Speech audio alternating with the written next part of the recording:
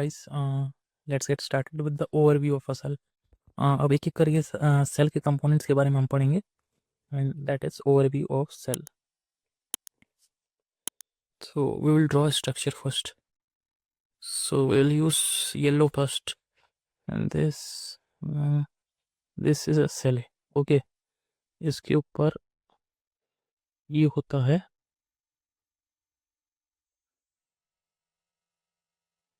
Cell wall. इसका भी एक कहानी है, ये आगे बताऊंगा। Then we will use one nucleus. This is the nucleus in the cell present, and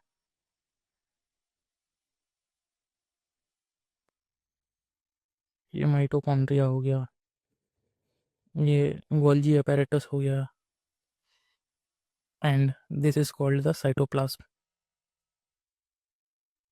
This is jelly-like substances. This is the jelly-like substances, and जिसको हम बोलते हैं साइटोप्लाज्म से ये पूरा jelly-like substance रहेगा. We can draw it like this. So these are just overview of a cell कि cell दिखता कैसे है, cell organelles and all. So this is nucleus. So मेरा क्वेश्चन ये है कि why nucleus is called as the controlling centre of the cell. Do you know? तो please comment section में बता दीजिए.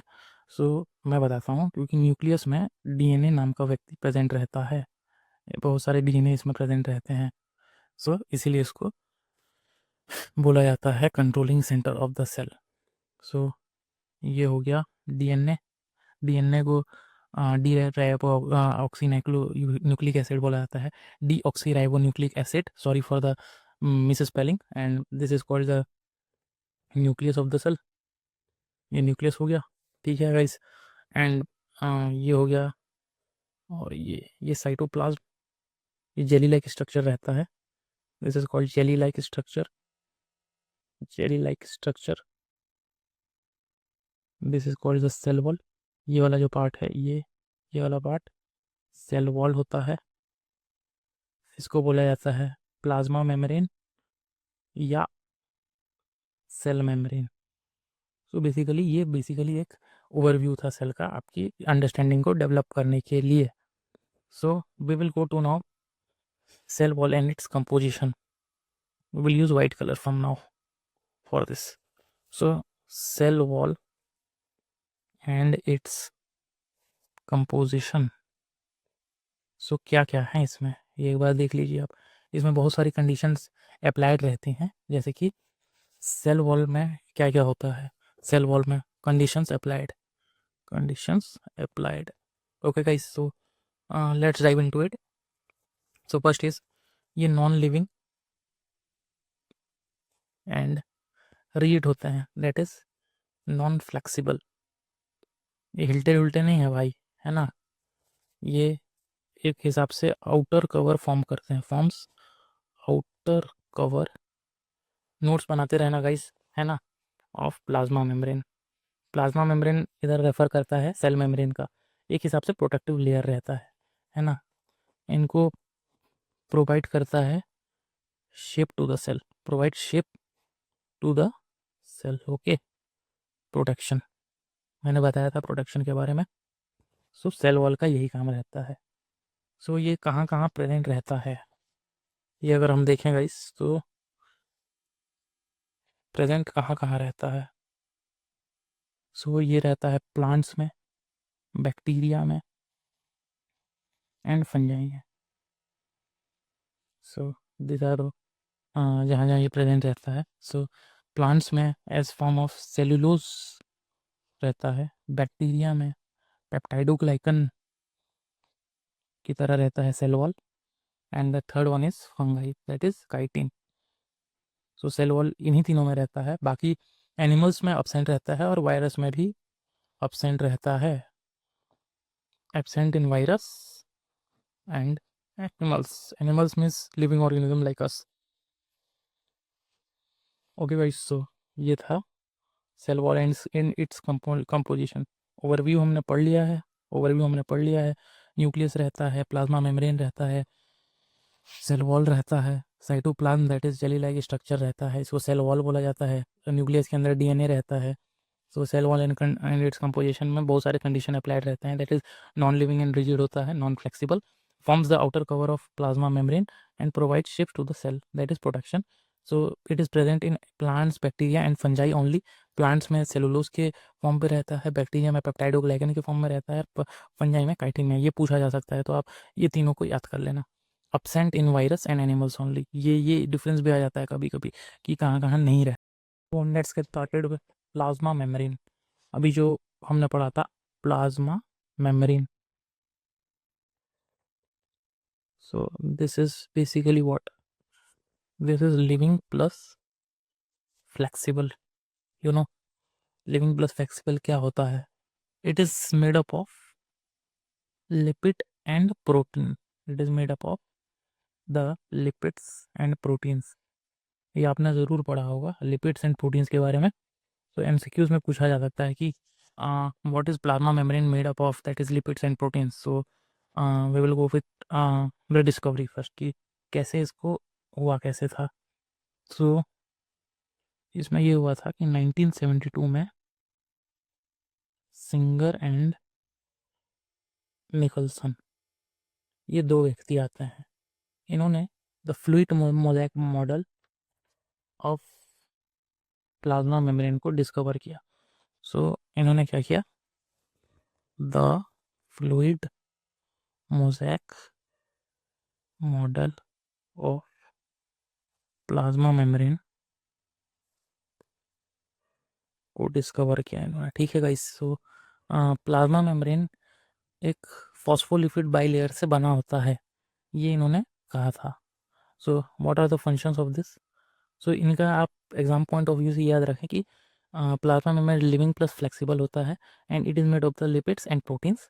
एंड इसको अगर एक हम डायग्रामेटिक तरीके से भी देखें गाइस, तो मैं बना सकता हूँ इसको, आप देख सकते हैं। Wait, so this is what we can do with this. This is called phospholipid bilayer. So इनके बीच पे ये वाला जो पोर्शन है, इस वाले पोर्शन में प्रोटीन्स रहते हैं पूरे, ये सारे प्रोटीन्स हैं, है ना गाइस। सो ये फॉस्फोलिपिड बाइलेयर का एक स्ट्रक्चर है।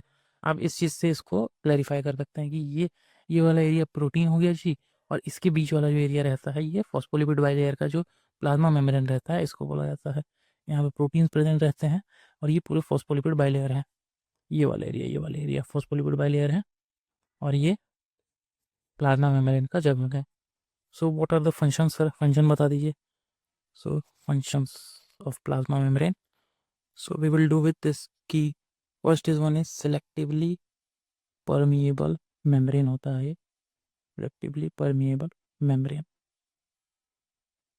इसमें क्या होता है, it allows only certain specific molecule to pass through it। Okay guys, so इसको याद रखना आप कि ये सेलेक्टिवली परमेएबल मेम्ब्रेन होता है।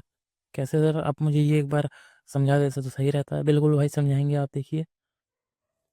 तो परमेएबल मेम्ब्रेन में अगर आप ये बोलें कि जैसे ये सेल हुआ, ठीक है, ये न्यूक्लियस हुआ, ठीक है, ओके गाइस।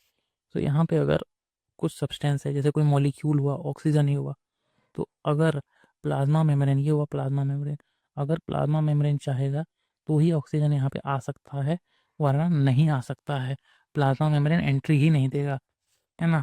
तो इस टाइप से इसको आप समझ सकते हैं कि ये सेलेक्टिवली, कुछ ही सेलेक्टिव लोगों के लिए ही ये चीज़ होता है। तो ये सब चीज़ें हैं, है ना गाइस। सो ये प्लाज्मा मेम्ब्रेन कुछ ही सिलेक्टिवली लोगों को ही आने देता है, जैसे मॉलिक्यूल्स पास होने का। इसके भी दो मोमेंट्स होते हैं। सो फर्स्ट हम मोमेंट से शुरू कर देते हैं। Movements, movements that is passive transport and active transport, passive और एक्टिव ट्रांसपोर्ट में मेन डिफरेंस क्या है? सो पैसिव ट्रांसपोर्ट, पैसिव ट्रांसपोर्ट में कुछ नहीं होता गाइस, सब्सटेंस जो है वो मूव करता है from higher to lower concentration,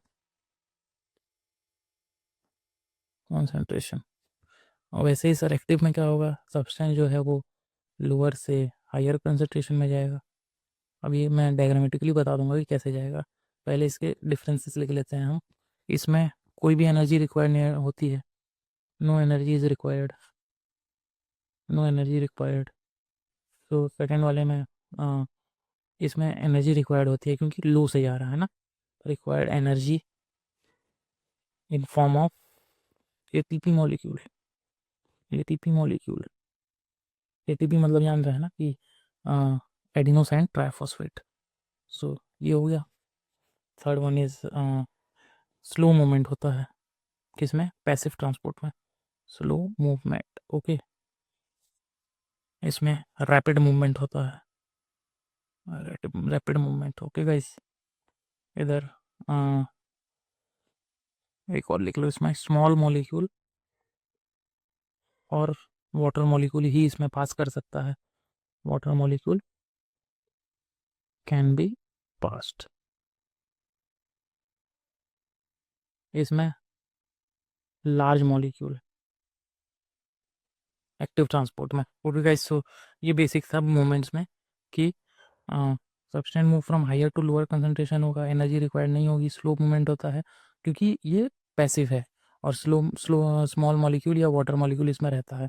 और एक्टिव ट्रांसपोर्ट में सब्सटेंस जो है वो लोअर से हायर में जाता है, तो इसमें एनर्जी रिक्वायर्ड होगी in form of ATP molecule, and rapid movement होगा लार्ज मॉलिक्यूल। सो अगर हम एक दिखना चाहें तो देख तो सकते हैं, बिल्कुल दिखा दो सर, बिल्कुल दिखाएंगे जी आपको। सो हियर इट इज, दो टाइप के बना देते हैं, ये सो यहाँ पे हैं कुछ मॉलिक्यूल्स, यहाँ पे हैं कुछ मॉलिक्यूल्स, सो यहाँ पे भी कुछ मॉलिक्यूल्स हैं, यहाँ पे भी कुछ मॉलिक्यूल्स हैं। ओके, सो ये वाला हो गया पैसिव, ये हो गया एक्टिव, आपका एक्टिव ट्रांसपोर्ट। ओके गाइस, सो पैसिव एक्टिव में यही होता है कि लोअर से हायर, अगर यहाँ पे कम है मात्रा, यहाँ पे कम है, अगर मात्रा कम है यहाँ पे तो वो लोअर से हायर जाएगा, लोअर टू हायर, जिसमें एनर्जी की रिक्वायर्ड होगी। और यहाँ पे इस क्वांटिटी ज़्यादा है तो वो लोअर, हायर से लोअर में आएगा, बस simple difference, higher to lower. Okay guys, so ये दो टाइप के अपने ट्रांसपोर्ट सिस्टम थे जो कि अपने प्लाज्मा मेम्ब्रेन में होते हैं। सो ये थे।